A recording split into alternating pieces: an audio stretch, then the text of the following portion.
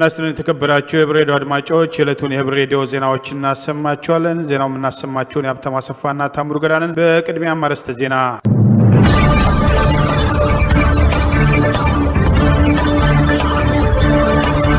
ጣዬ ላይ ዳግም ንጹሃን ላይ ያነጣጠረ ጥቃት ተከፈተ። የኦነግ ሸኔ ታጣቂ የተባሉት ቤቶች ማቃጠልና ንጹሃንን መግደል ጀምረዋል። አሜሪካ በድጋሚ የኤርትራ ወታደሮችና የአማራ ልዩ ኃይል በተመለከተ መናገሯ፣ በትግራይ በረሃብ የሞተ የለም መባሉ፣ የአውሮፓ ህብረት በመጪው ሰኞ በኢትዮጵያ ጉዳይ ቀጠሮ መያዙ፣ የቀድሞ የደህንነት ሹም የኦሮሚያ ክልል መንግስት የማያውቀው የደህንነት ተቋም መመስረቱን መግለጻቸውና በቬጋስ የአባይ ሎተሪ መውጣት፣ በአውስትራሊያ ኢትዮጵያን ተቃውሞ ድምጻቸውን ማሰማትና ሌሎችም ወቅታዊና ሀገራዊ ጉዳዮች አሉን። ዝርዝሩን እነሆ።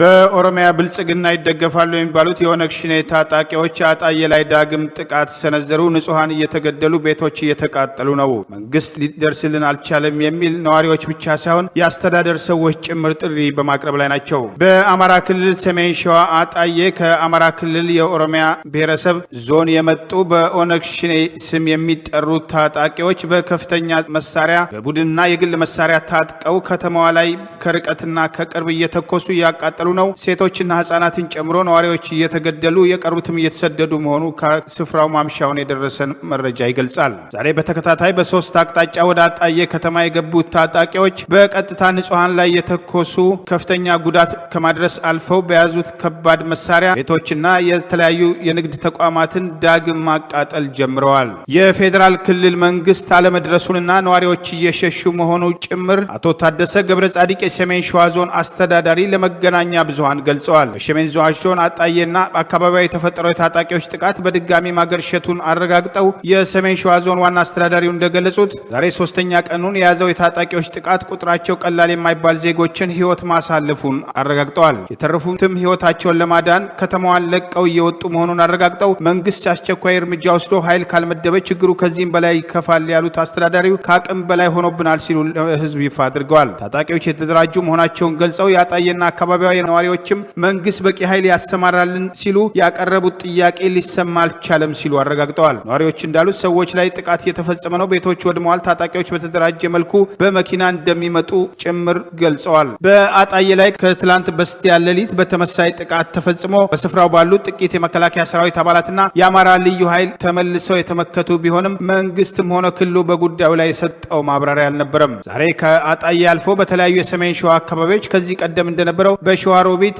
ማጀቴና አንዳንድ በአማራ ክልል ኦሮሚያ ብሔረሰብ ዞን የቀረቡ አካባቢዎች ተጨማሪ ጥቃት እየተፈጸመ መሆኑን ገልጸዋል። ጥቃቱን ተከትሎ መንግስት እርምጃ ባለመውሰዱ በጠቅላይ ሚኒስትር አብይ አህመድ የማህበራዊ ገጽ ጭምር እየገቡ ዜጎች ጥሪያቸውን በማቅረብና ተቃውሟቸውን በመግለጽ ላይ ይገኛሉ። ጠቅላይ ሚኒስትሩ ምንም እንዳልተፈጠረ ባለፉት 3 ዓመታት ተሰራ ያሉትን ስራ የሚያሳይ ቪዲዮቸውን የለጠፉ ሲሆን ይህንኑ ተከትሎ ባካችሁ ለአጣዬ ጭፍጨፋ ድረሱ፣ በአጣዬ ጭፍጨፋ እጃችሁ አለበት የሚሉ ተቃውሞዎችን ዜጎች እየጻፉ ቅሬታቸውን መግለጽ ጀምረዋል። ይህ ህብር ሬዲዮ ወቅታዊ መረጃ ምንጭ ነው። በኢትዮጵያ ትግራይ ክልል ውስጥ ከተከሰተው ግጭት ጋር በተያያዘም ወደ አካባቢው ዘልቀው የገቡት የኤርትራ ወታደሮች በቅርቡ የመውጣት ፍላጎት አያሳዩም ስትል አሜሪካ ወቀሰችም። የአማራ ልዩ ኃይሎች ትግራይ ለቀው ይውጡ ስትል አሜሪካ አነጋጋሪ የተባለውን ጥያቄም ዳግም አቀረበችም። በተባበሩት መንግስታት የጸጥታው ምክር ቤት የአሜሪካ አምባሳደር የሆኑት ሊንዳ ቶማስ ግሪንፊልድ በትላንትናው ዕለት በዝግ ስብሰባም በኢትዮጵያ ትግራይ ጉዳይ የመከረውን የጸጥታው ምክር ቤት ስብሰባ ላይ ባሰሙት ንግግር የኢትዮጵያ የመከላከያ ሰራዊት የደንብ ልብስን የሚለብሱ የኤርትራ ወታደሮች እየተበራከቱ መምጣታቸውን ታማኝ መረጃዎችም አግኝተናል። የኤርትራ ወታደሮች ትግራይን በአስቸኳይ ለቀው እንዲወጡም በትግራይም በደረሰው የሰብአዊ መብት ረገጣም እጆቻቸው ያሉበት ወገኖች በአስቸኳይ ለፍርድ እንዲቀርቡ ዳግም እንጠይቃለን ብለዋል።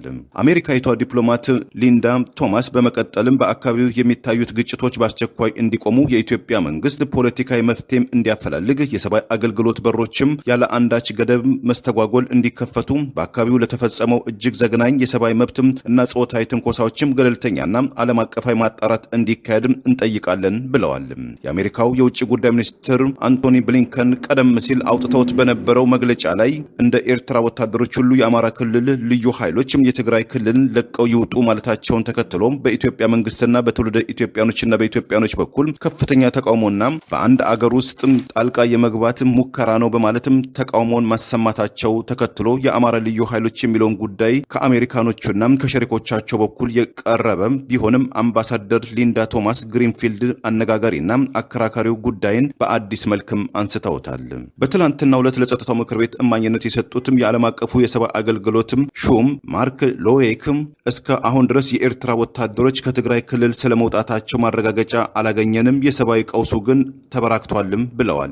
ጠቅላይ ሚኒስትር አብይ አህመድ የኤርትራ ሰራዊት አካባቢውን ለቆ እንደሚወጣ በፓርላማ ፊት መናገራቸውና ሰራዊቱም በተባለ መልኩ እየወጣ ነው መባሉ ቢዘገብም ምን ያህል ሰራዊት ወጣም ስንት ቀረ የሚለው መረጃ ዛሬ ድረስም አልተብራራም። አሜሪካ በኩል ለቀረበው ወቀሳና ጥሪ የኢትዮጵያ መንግስትም ሆነ የኤርትራ አቻው እስካሁን ድረስም በይፋ ያሉት ነገር የለም። ገዢው ፓርቲ በጠላትነት የሚከሰው አብን ቢያሸንፍ በአገር ደህንነት፣ በፖለቲካ፣ በኢኮኖሚና ማህበራዊ ዘርፎች ያሉ መሰረታዊ ችግሮችን ይቀርፋሉ ያላቸውን ጉዳዮች ያካተተበትን ማኒፌስቶን ዛሬ ይፋ አደረገ። በምርጫ ክርክር የተሳተፈው የፓርቲው የፖለቲካ ጉዳይ ኃላፊ ከመኪና አደጋ ተረፈ።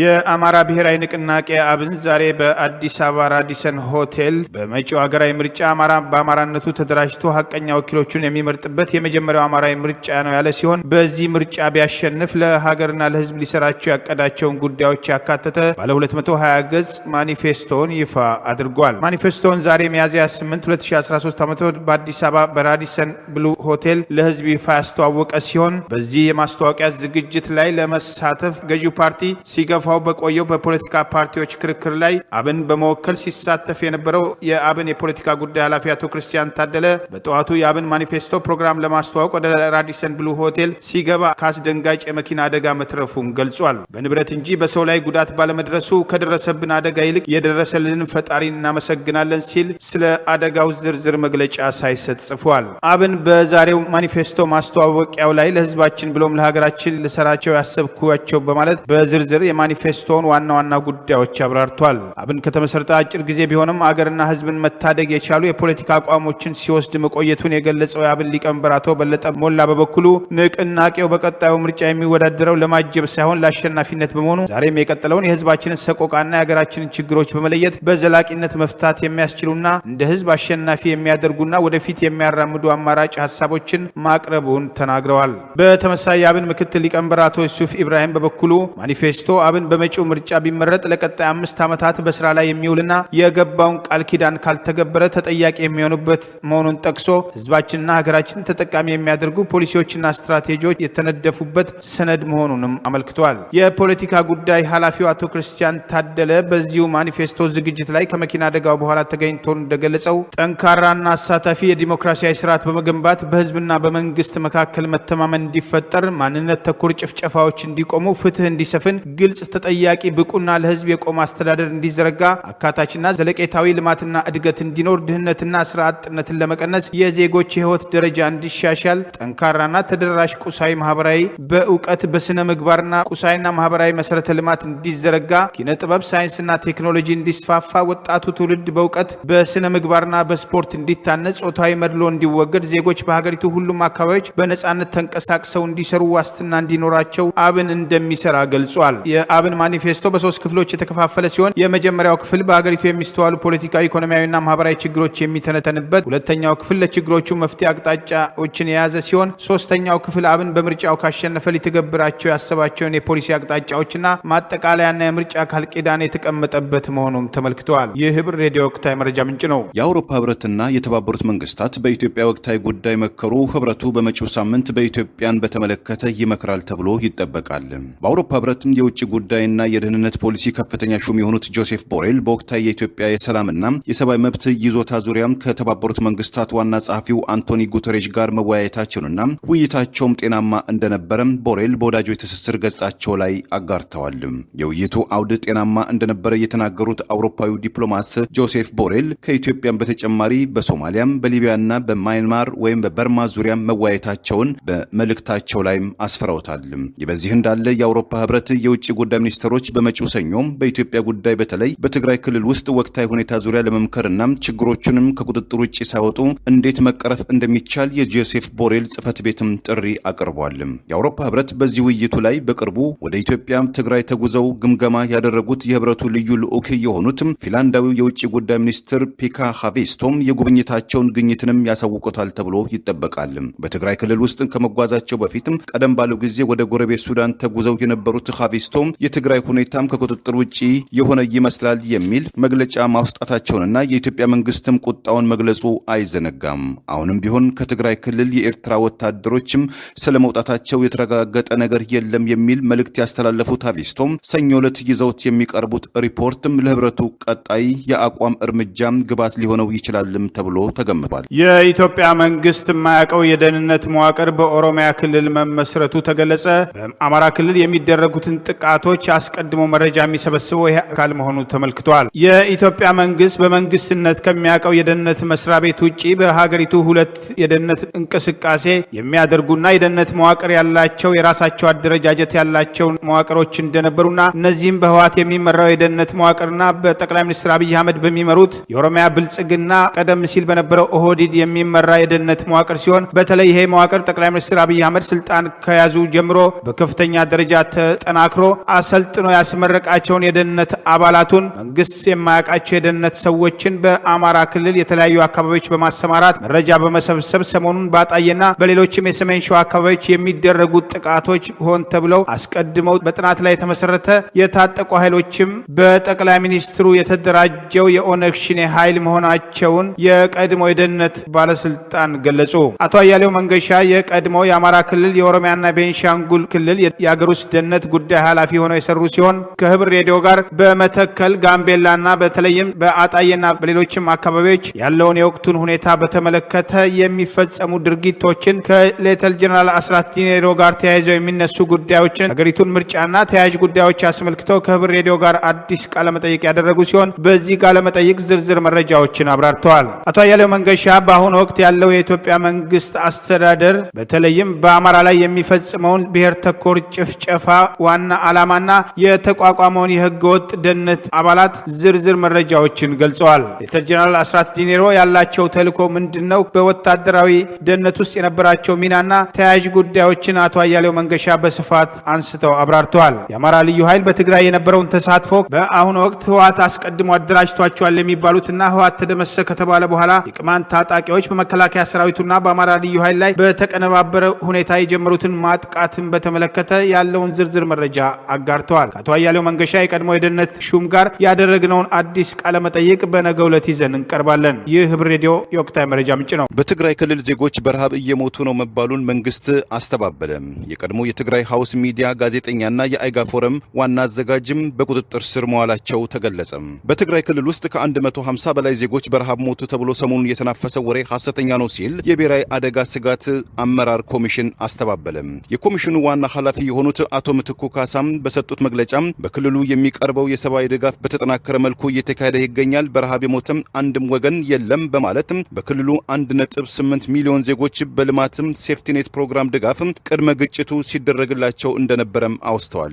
የበዚህ እንዳለም ትግራይ ሚዲያ ሃውስ ጋዜጠኛ የነበረው ፍጹም ብርሃኔና የአይጋ ፎረም ዋና አዘጋጅ የነበረው ታምራት የማነ በቁጥጥር ስር መዋላቸውን በትግራይ ክልል የሚደረገውን የህግ የማስከበር ዘመቻ የተሳተፉት 3ኛው ሻለቃ ዋና አዛዥ የሆኑት ሻለቃ ደረጀ ደቢሳም አረጋግጠዋል። እንደ ሻለቃ ደረጀ ገለጻም የመቀሌ ከተማ አጠቃላይ ጸጥታና ደህንነትን ለማረጋገጥ የ24 ሰዓታት ጥበቃ ቁጥጥር እየተካሄደ መሆኑን የገለጹ ሲሆን በከተማ ውስጥም በግለሰብ እጅ የሚገኙ ከቀላል እስከ ቡድን መሳሪያዎችን በቁጥጥር ስር የዋሉ ሲሆን ጋዜጠኛ ፍጹም ብርሃኔና ታምራት የማነም መቀሌ ከተማ ውስጥ በአንድ ግለሰብ ቤት ውስጥ በመከራየትም ስቱዲዮ በመክፈትም የውሸት ፕሮፓጋንዳ ስርጭት ሲያስተላልፉ እጅ ከፍንጅ መያዛቸውን ሻለቃ ደረጀ አክለው ተናግረዋል። በላስ ቬጋስ ለህዳሴ ግድብ ድጋፍ የተዘጋጀው ሎተሪ ዕጣ በአደባባይ ወጣ። $91,000 በላይ ተሰብስበዋል። የኢትዮጵያ ህዳሴ ግድብ ግንባታ ግድቡ የኔ ነው በሚል መሪ ቃል በተደረገው ድጋፍ ማሰባሰቢያ በላስ ቬጋስ የተዘጋጀ የተለያዩ ሽልማቶችን የሚያስገኘው የሎተሪ ዕጣ ትላንት በከተማው ድጋፍ አሰባሳቢ ኮሚቴ አንዳንድ ዕጣውን ለመታዘብ የመጡ በተገኙበት በአደባባይ በከተማው ፍላሚንጎና ጆንስ ላይ በሚገኘው መናፈሻ የወጣ ሲሆን በአጠቃላይ ለግድቡ ድጋፍ ለማድረግ ከተዘጋጀው የሎተሪ ዕጣና ከቀጥታ ድጋፍ $91,000 በላይ መሰብሰቡን የኮሚቴው ሊቀመንበር አቶ ዮሴፍ መንገሻና የኮሚቴው አባል ወይዘሮ ህይወት አራጌ በስፍራው ላይ ገልጸዋል። ራችሁ ለአባይ ለግድባችን ብላችሁ ጊዜያችሁን ታይማችሁን መስዋዕት ያደርጋችሁ በሙሉ በአጠቃላይ ከቲኬት ሽያጭ በአጠቃላይ 55,900 ብር የተገኘ ሲሆን ከዶኔሽን ደግሞ ፕሌጅ የተገኘ 35,459 ብር ከ25 ሳንቲም ጠቅላላ ገቢ 91,359 ብር ብር ከ25 ሳንቲም ለህዳሴ ግድብ ገቢ አድርገናል ከላስ ቬጋስ። በውጭ ሀገር የታላቁ የኢትዮጵያ ህዳሴ ግድብ ግንባታ ድጋፍ አሰባሳቢ አካል የሆነው የላስ ቬጋስ ኮሚቴ ለግድቡ ድጋፍ ለማሰባሰብ ካዘጋጀው ባለ 5 ዕጣ የሎተሪ ትኬቶች በግልጽ ዕጣውን በማውጣት አባይን ደግፈው እድለኛ የሆኑትን ከአንደኛ እስከ 5ኛ የወጡ እድለኞችን ለይቶ ከወጣላቸው የትኬት ቁጥር ጋር በወቅቱ ይፋ አድርጓል። አንደኛው ዕጣ አዲስ አበባ ደርሶ መልስ የአየር ትኬት ሲሆን የዕጣ ቁጥሩ 1685 አዲስ አበባ ደርሶ መልስ የአየር ትኬት አሸናፊ ሲሆን ሁለተኛ የወጣው የ65 ኢንች ቴሌቪዥን አሸናፊ ዕጣ ቁጥር 1463 ሲሆን ለሶስተኛ ዕጣ የተዘጋጀውን ባለ 14 ኢንች ላፕቶፕ ያሸነፈው ዕጣ ቁጥር 1390 መሆኑን በስፍራው ተገልጿል። አራተኛና አምስተኛ ዕጣዎች የሆኑትም ባለ 8 ኢንች ታብሌት እና የጁስ ሚክሰርም አሸናፊዎች ተለይቶ 1234 እና 1831 ዕጣ ቁጥሮች ይፋ ተደርገዋል። ኮሚቴው በስፍራው ባይገኙም ለግድቡ ድጋፍ ማሰባሰብ ሂደት ያስተባበሩ ግለሰቦችና የንግድ ተቋማትን የበለጠ የሚያመሰግንበትን ሁኔታ እንደሚኖርና ዝርዝር መረጃዎችን በራሱ ገጽ ይፋ እንደሚያደርግ አስታውቋል። ኮሚቴው $100,000 ለማሰባሰብ አቅዶ የነበረ ቢሆንም እጣው ከወጣ በኋላ ምንም አይነት የትኬት ሽያጭ እንደማይደረግና ወደፊት የቀረ እቅዱን ለማሳካት እንደሚሰራም በወቅቱ ተገልጿል። የእጣ ወጣጡ ስነ ስርዓት ከኮሚቴ አባላት ውጪ የሆኑ ግለሰቦች እጣውን እንዲያወጡ የተደረገ ሲሆን እጣ ያወጣላቸውን የትኬት ቁጥሮች የገዙ ባለ እድለኞችን ኮሚቴው በጻፉት ስልክ ቁጥር አማካኝነት እንደሚያገኛቸው ይፋ አድርጓል። ይህ ህብር ሬዲዮ ወቅታዊ መረጃ ምንጭ ነው። በኢትዮጵያ ውስጥ የተከሰተው የኮሮና ቫይረስ ወረርሽኝ በዜጎች ላይ የሚያደርሰው ጥቃት እየተበራከተ መምጣቱ ተዘገበ። የኢትዮጵያ ጤና ጥበቃ ሚኒስቴር ባወጣው መግለጫም በ8878 ሰዎች ላይ በተደረገው የኮሮና-19 ምርመራ 2149 ሰዎች በቫይረሱ እንደተገኘባቸው የተረጋገጠ ሲሆን በቫይረሱ 33 ሰዎች ህይወታቸው ማለፉም ተስተውሏል። ቫይረሱ ጉዳት የደረሰባቸውና ለአስቸጋሪ ህመምም የተጋለጡ 1031 ወገኖች የተገኘ ሲሆን 1288ም ከቫይረሱ ማገገማቸውም በዘገባው ላይ ተካቷል።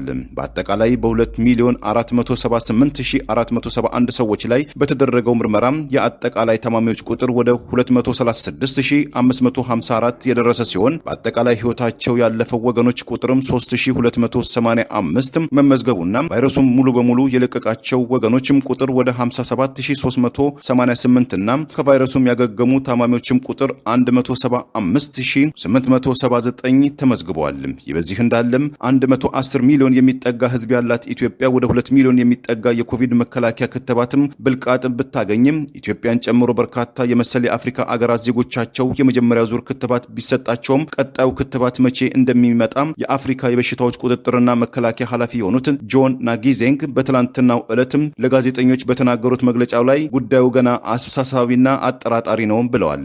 በዓለም አቀፉ የጤና ድርጅት WHO በዚህ ዓመት ኮቬክስ የተባለውን የኮሮና ቫይረስን መከላከያ ክትባትን ለ600 ሚሊዮን ብልቃጦችን ለ40 የአፍሪካ አገራትም እንደሚያዳርስና ይህም አሃዝ ለ20 ከመቶ የአፍሪካ ልጆችም ችግርን ይቀርፋልም ተብሏል። መድኃኒቱ ከተፈለገው ቦታም ሳይደርስም የሚባክንበት ሁኔታም የተስተዋለ ሲሆን ለምሳሌ ያህል ማላዊ የኮሮና ክትባት መድኃኒት ጊዜው አልፏል በማለትም 16000 ብልቃጦችን ሮብለትን ማቃጠሏን አጃንስ ፍራንስ ፕሬስ ዘግቧል። በአውስትራሊያ የሚኖሩ ኢትዮጵያን በአማራ ህዝብ ላይ የተፈጸመ የሚገኘውን የዘር ማጥፋትና የዘር ማጽዳት ወንጀል በመቃወም ለሀገሪቱ ፓርላማና ውጭ ጉዳይ ሚኒስቴር ጨምሮ ለተለያዩ ባለስልጣናት ድምጻቸውን በተቃውሞ አሰሙ፣ ደብዳቤም አስገብተዋል። ከመላው አውስትራሊያ የተሰባሰቡ ኢትዮጵያውያን በትላንትናው ዕለት በአውስትራሊያ ዋና ከተማ ካምቤራ በመገኘት ሰላማዊ ሰልፍ ያደረጉ ሲሆን ለሀገሪቱ ፓርላማና ውጭ ጉዳይ ሚኒስቴር ጨምሮ ጥያቄያቸውን ለተለያዩ ወገኖች ማቅረባቸውን ጋዜጠኛ ቅዱስ ሀብት በላቸው ለህብር ሬዲዮ ከስፍራው ዘግቧል። አላስጠበቀለት የዘር ማጥፋቱ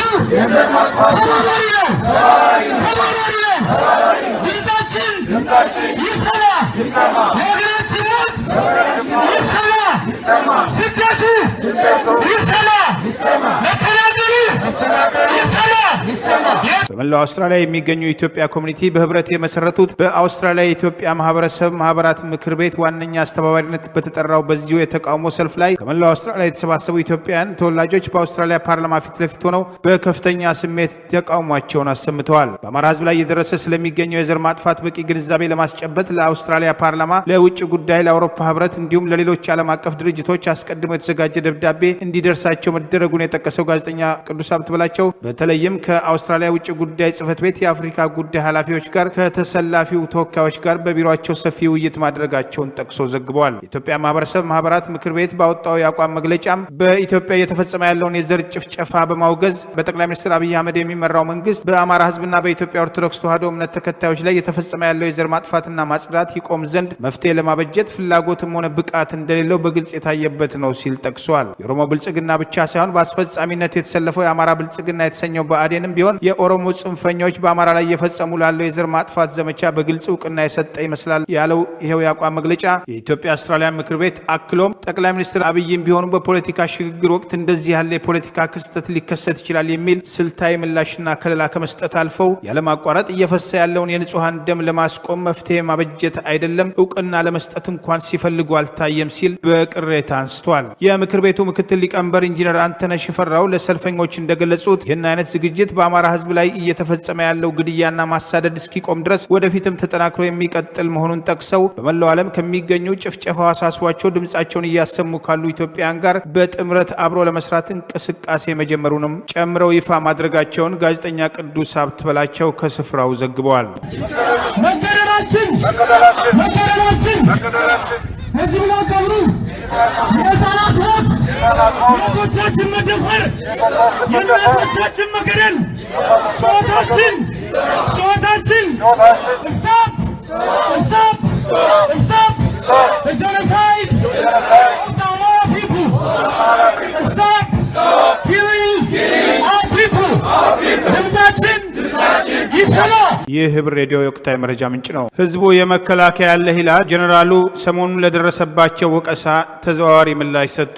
በጠቅላይ ሚኒስትር አብይ አህመድ የሚመራው የኦሮሚያ ብልጽግና ፓርቲና መንግስት ከጀርባ ይደግፈዋል የሚባለው ኦነግ ሸኔ በሚል የታጠቀው ኃይል በከፍተኛ መሳሪያ ጭምር ታግዞ በተለይም አነስተኛ ቁጥር ባላቸው የአማራ ልዩ ኃይልና ህዝቡ ላይ በአጣዬና በሌሎችም ሰሜን ሸዋ አካባቢዎች የተጠናከረ ጥቃት መፈጸሙን ተከትሎ በተለይም የአማራ ልዩ ኃይል ላይ ጉዳት ለማድረስ ታስቦበት በመረጃ ተደግፈው የተሰራ በመሆኑ ጉዳት እየደረሰባቸው መሆኑን ማምሻውን ከአካባቢው የሚወጡ መረጃዎች ይገልጻሉ። በሌላ በኩል ሰሞኑን የሱዳን ወረራ አስመልክቶ ለመሬት ብለን አንዋጋም ወደ ፍርድ ቤት እንሄዳለን በማለታቸው ሰፊ ወቀሳ ሲቀርብባቸው የነበሩት ሌተር ጀነራል ባጫ ደበሌ ዛሬ የማዕረግ ሹመት በሰጡበት ወቅት እንደተናገሩት ኢትዮጵያን ለመውረር የሚፈልጉ ኃይሎች በድጋሚ እንዲያስቡበትና ይህን አልፎ የሚመጣ ካለ በአጭር ጊዜና በአነስተኛ ኪሳራ ለማጠናቀቅ ዝግጁ ነን ሲሉ ተናግረዋል። ሌተናንት ጀነራሉ ሰሞኑን ህወሓትን ደምሰናል ባሉት መግለጫቸው ላይ አስታከው የሱዳን ወረራ በተመለከተ ለመሬት ስንል ስንት ዓመት ስንዋጋ እንኖራለን ወደ ፍርድ ቤት እንሄዳለን ማለታቸው በብዙዎች ዘንድ ሲያስወቅስና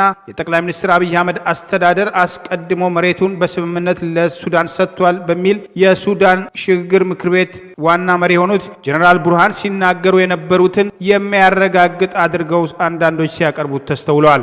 ህዝቡ የመከላከያ ያለህ እያለ ንጹሃን እየተደበደቡና ከአዲስ አበባ 230 ርቀት ላይ አጣዬ ላይ በከፍተኛ ደረጃ የታጠቀ የኦነግ ሸኔ በሚል ስም በኦሮሚያ ብልጽግና አመራሮች የሚደገፉና የአማራ ብልጽግና ቆሞ እያስገደለን ነው በሚል ህዝቡ ወቀሳ እያቀረበ ባለበት በዚህ ወቅት መከላከያ ኃላፊነቱን ከመወጣት ይልቅ የማዕረግ ሹመት እየሰጠ መሆኑን ብዙዎችን ጥያቄ አስነስቷል። የመከላከያ ኢንዶክትሪኔሽን ዋና ዳይሬክተር አመራርና አባላት የማዕረግ ሹመት ላይ የተገኙት ሌተር ጀነራል ባጫ ደበሌ ተሿሚዎች የህዝቦችን ሉዓላዊነት የሀገር አንድነት በማናጋት በሀገር ለመበታተን ሞክሮ በተደመሰው የጁንታው ውድቀት ማግስት መሾማቸው ሹመቱን ልዩ ያደርገዋል ሲሉ ተናግረዋል። ተሿሚዎች ሀገርና መንግስት የሰጧቸውን ኃላፊነት በበለጠ መወጣትና ዘመኑ ለሚጠይቀው ግዳጅ መዘጋጀት የሙያ ብቃታቸውን ሊያሳድጉ ይገባል ሲሉ ተናግረዋል። ህዝብ እየተጨነቀ ባለበት ወቅት የማዕረግ ሹመትና የሰላም ሚኒስቴር ትላንትና የሰራተኞቹን ዩኒፎርም ማቅረቡን በማገናኘት አንዳንዶች አስተያየታቸውን በወቀሳ አቅርበዋል። በሌላ በኩል የፌዴራል ፖሊስ በበኩሉ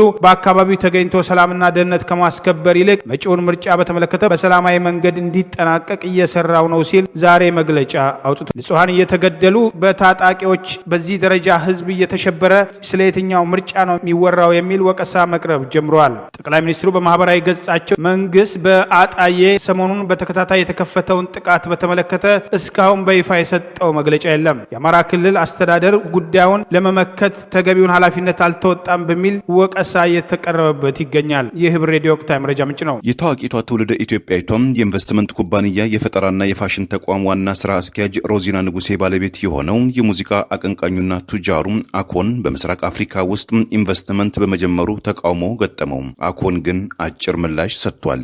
ዛኔር ኢንተርቴይንመንት ኢንተሪንግ ኢንተርቴይንመንት የተባለው ድርጅት ዋና ስራ አስኪያጅ የሆነችው ሮዚና ንጉሴና ትውልደ ሴኔጋላዊ ባለቤቷ የሙዚቃ አቀንቃኙ አኮን በምስራቅ አፍሪካዊቷ ኡጋንዳ ውስጥ 12 ሚሊዮን የአሜሪካን ዶላር በላይ የሚያወጣ ኢንቨስትመንት ወጪ ለማድረግ በቅርቡ ወደ ካምፓላ ማቅነታቸውን የአገሪቱን ፕሬዝዳንት ዩዌሪ ሙሴቪኒና አግባብነት ያላቸው የአገሪቱ ባለስልጣናትን ማነጋገራቸውን መዘገባችን አይዘነጋም። ይሁን እንጂ እንደ አሶሲኤትድ ፕሬስ ዘገባ አሜሪካው የአር&ቢ ሙዚቃ አቀንቃኝና ኢንቨስተሩ አኮን ከኡጋንዳው ፕሬዝዳንት ዩዌሪ ሙሴቪኒ ጋር ያለውን ግንኙነት በተመለከተ መቀመጫውን በአሜሪካ ውስጥ ያደረገው ሂውማን ራይት ፋውንዴሽን የተባለና ቫንጋርድ አፍሪካ የተባሉ ሁለቱም የሰብአዊ መብት ድርጅቶች በጋራ ባወጡት መግለጫ አምባገነኑ ሙሴቪኒ በቅርቡ ከምርጫ ጋር በተያያዘ የጎደፈ ስማቸውን ለማደስ ሲሉ የአኮንን የከበረ ስምን እንደ መጠቀሚያ አድርገውታል። ታዋቂው አኮንም ለዚህ ተግባር ተባባሪ ሆኗል። አኮንም የዚህ የፕሮፓጋንዳ ዘመቻ ተባባሪ ያለ መሆኑን በግላጭ ሊያሳየን ይገባል ሲሉ ምክር አዘል ውትወታም አቅርበውለታል። በቅርቡ በኡጋንዳው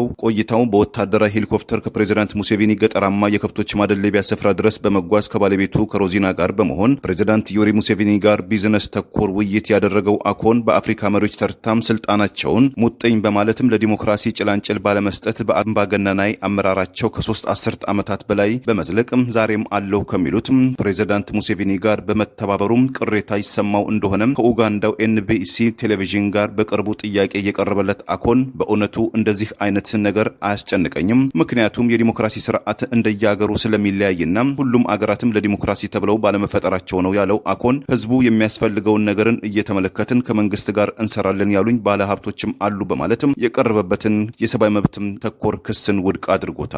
በእውነተኛ ስሙ አሉዊን ቱዌን የተባለው እና አቀንቃኙ አኮን አሜሪካ ዜግነት ያለው ሲሆን ኢንቨስተሩ አኮን 1.6 ቢሊዮን ህዝብ ባላት አፍሪካ ውስጥም የፓን አፍሪካ ተቋም ያለው ኢንቨስትመንት የመክፈትና በትውልድ አገሩም ሴኔጋል ውስጥ 6 ቢሊዮን የአሜሪካን ዶላር ወጪ በማውጣትም በብላክ ፓንተር ሲኒማ ላይ የሚታየውን ዋኬንዳ በተግባር እቆረቁራለሁ ማለቱን መዘገባችን አይዘነጋም። የጤና ሚኒስቴር ተጨማሪ የኮሮና ክትባት ወደ ሀገር ውስጥ ይገባል ይላል። አስቀድሞ ለገባው ክትባትም የወጣው መስፈርት እንዲሻሻል እየተጠየቀ ነው። በኢትዮጵያ በአሁኑ ወቅት ኮሮና በከፍተኛ ደረጃ እየተስፋፋ የጤና ሚኒስቴር የሚያወጣቸው መረጃዎች የማይታመኑና ያለውን ሁኔታ የማያሳይ መሆኑ በተደጋግሞ የተገለጸ ባለበት ወቅት የጤና ሚኒስቴር ተጨማሪ የኮሮና ወረርሽኝ ክትባት ወደ ሀገር ውስጥ ለማስገባት እየተሰራ መሆኑና እስካሁን ድረስ ከ430 ሺህ በላይ ሰዎች መከተባቸውን ይፋ አድርጓል። የኮሮና ቫይረስ ክትባትን በኢትዮጵያ ውስጥ ለመውሰድ ዕድሜ 65 ዓመት ሲሆን በሀገሪቱ አጠቃላይ በህይወት የመኖር ዕድሜ ስሌት 66 ዓመት በመሆኑ